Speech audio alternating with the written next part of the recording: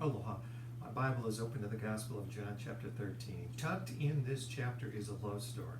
But before I get to this love story, I need to tell you another story about love. It's a story of Frederick Lehman. Frederick Lehman was a very successful businessman. This took place many years ago, but it almost kind of parallels what's going on in our crazy world today with this COVID-19. There was an economic meltdown, and Lehman, he just lost his business. He lost everything. Look, he's got to figure out a way to somehow support his family, so he begins to just do the best he can, try to find some sort of an employment. The only thing that he could come up with was to work in a fruit packing company. So literally every day he would put pack fruit into these crates, and they would get shipped to wherever they needed to go. One particular weekend, he finds himself in church. In church that day, the pastor preaches a sermon on the love of God. So that was the topic, the love of God. Preaches a sermon. Apparently it was so moving, it was so majestic, so magnificent, so overwhelming. I mean, it just gripped his heart, touched his soul. And that entire weekend, all he could do, Lehman, was to think about the love of God. Starts work on Monday, he's packing that fruit into those crates. Those crates are getting shipped out all day long. He's thinking about the love of God. Comes up with a great idea. He says, you know what? I'm going to write a hymn. I'm going to write a hymn on the love of God. In fact, I'm going to entitle it The Love of God.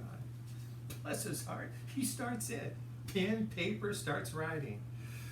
And over a period of time, sure enough, he had composed a couple of verses to a hymn that he was entitling The Love of God. So let me read you a few lines of this hymn that he wrote. I'm kind of curious if you recognize it. I'm not going to sing it, but I'm going to read the words. Here's the words that Lehman wrote on the love of God. The love of God is greater far than tongue or pen can ever tell. It goes beyond the highest star. It reaches to the lowest hill. The guilty pair bowed down with care. God gave his son to win. His erring child he reconciled and pardoned from sin. Listen to these next words. Do you recognize these? O love of God, how rich and pure, how measureless and strong, it shall forevermore endure. The saints and angels song. He was so excited. I mean, he'd written a hymn. So he starts he's sending it out, trying to get it recognized as an officially accepted hymn. But he discovered that there was a problem. Problem was simply this. It was clearly revealed to him that for a hymn to be considered an official hymn, you needed at minimum 3 stanzas. So, I mean, obviously you can have more, but you had to have a minimum of 3. He had 2, so he had to come up with at least 1 more. Well, he was so committed to making sure that he'd be able to express his love for God in the way of a hymn that he continued to write. Pouring over his, just thinking, writing. He was just couldn't come up with something that he felt would be sufficient in expressing this love of God. Until one day, he remembered. I mean, he just remembered somebody had dropped by his house some time ago and had given him a poem. And now he remembers, you know what, that was a beautiful poem. It was touching, it was beautiful. And he got to thinking, he said, who knows? I mean, please, maybe this poem could fit his hymn on the love of God, and it could become the 3rd verse. So he went searching. He went looking around the house. Sure enough, and he found it. And I mean, he was just shocked. I mean, it was like this perfect fit. Rhyme, rhythm, everything. That poem would be the perfect fit as the 3rd stanza for his hymn entitled The Love of God. Now, what he didn't realize at that time, but he discovered later, was the story behind that poem, which was then his 3rd verse. You see, the story was that poem had been written 1,000 years earlier by a Jewish poet by the name of Neharai, a Jewish poet, who also was writing about the love of God. This Jewish poet. I mean, you could just picture him. Nehemiah, standing there at the edge of the Mediterranean Sea. He's peering out into the ocean. And he too is overwhelmed with this concept of the love of God. And so this Jewish poet writes down these words, which then 1,000 years later become the third stanza of the hymn written by Layman entitled The Love of God. Unbelievable, unbelievable. So you might be curious, what is that poem by the Jewish poet that then became the words for the third stanza for Layman's hymn on the love of God? Let me see if you recognize these words, all right? Third stanza to the hymn, the love of God. Could we with ink the ocean fill, and were the skies of parchment made, were every stalk on earth a quill, and every man a scribe by trade, to write the love of God above would drain the ocean dry, nor could the scroll contain the whole, though stretched from sky to sky. Did you catch that? Could the love of God drain an ocean dry? I mean, what kind of a love is this? I mean, have you ever experienced a love like this? A love that could drain an ocean dry? Which makes me want to circle back to this open passage that I've been hanging on to here for the last few moments, because I promised you in the Gospel of John is a love story. You might think to yourself, hey, please, come on, Rob. I know John chapter 13. There's no love story in there. Oh, yes, there is. Yes, there is. This is all in the context of just a few short days before the cross. John chapter 13. And it's just one verse. This is it. Listen carefully, all right? I'm going to read it to you. Now, before the feast of the Passover, when Jesus knew that his hour was coming, i.e., the cross, having loved his own who were in the world, now notice this last line, he loved them to the end. He loved them to the end. I mean, here's Jesus, I mean, on the verge of the cross, peering into the eyes of his followers, and it says, he loved them to the end. I want those words to rest in your heart for just a moment. He loved them to the end.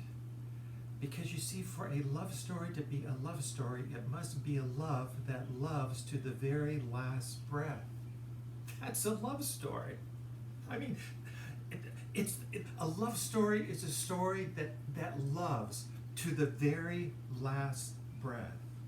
And this is the love story, because it says, and he loved them. Jesus loved them to the very end, to the very last breath. Jesus loved them. An ocean, it could drain an ocean dry, this love of God. Oh, love of God, how rich and pure. So I'm going to share with you what I believe to be the most significant and profound description of the love of Christ in the English language in one sentence. If you can find anything more beautiful than this, you are more than welcome to write a comment below. You just go right ahead. I'd love to see it. But this is it. This is it. In one sentence, the most beautiful, significant description of the love of Christ in the English language in one sentence that mirrors the poem of Nehemiah, that mirrors this hymn by Layman, love of God. Here it is, I quote. In the contemplation of Christ, we linger on the shore of a love that is measureless, end quote. Isn't that beautiful? I mean, please. How can you express that it more significantly in the human language than that? In the contemplation of the love of Christ, we linger on the shore of a love that is measureless. Beautiful. The love of God. So, with that thought in mind, this is what I want you to do. So the next time that you find yourself down in an ocean somewhere, now for me it's not too hard, I live in Hawaii, so I'm surrounded by it.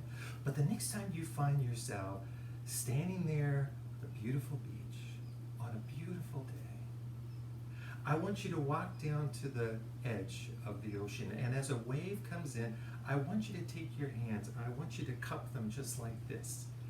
Just a nice little cup right there, and just reach down and grab that water and just fill up your hands as much as you possibly can with that fresh ocean water. And I want you to stand there and hold it. Look down into that water that you're holding in the cup of your hands. This represents your capacity of love. Your capacity to give love, your capacity to receive love. So we're talking about family and friends and spouses and husbands and wives and sons and daughters and grandchildren. Those who are closest to you, where your heart just beats with a passion for and with. This represents your capacity to love and to be loved. This represents yours.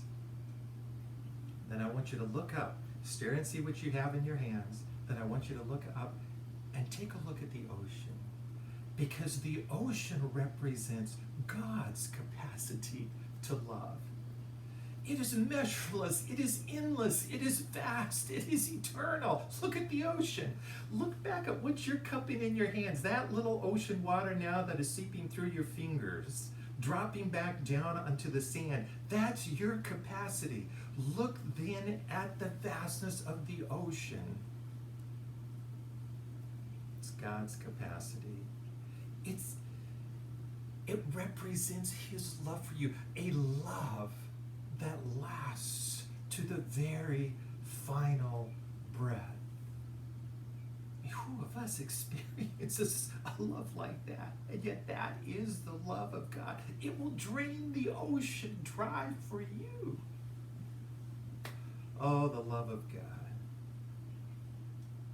In the contemplation of Christ, we linger on the shores of a love that is measureless. So as you stand there with your toes digging into the sand and the ocean waves are gently coming onto shore, as you look out into that ocean, allow this love of God to just simply wash over you. A love that would drain the ocean dry for you. A love that is measureless. A love that loves to the very last breath.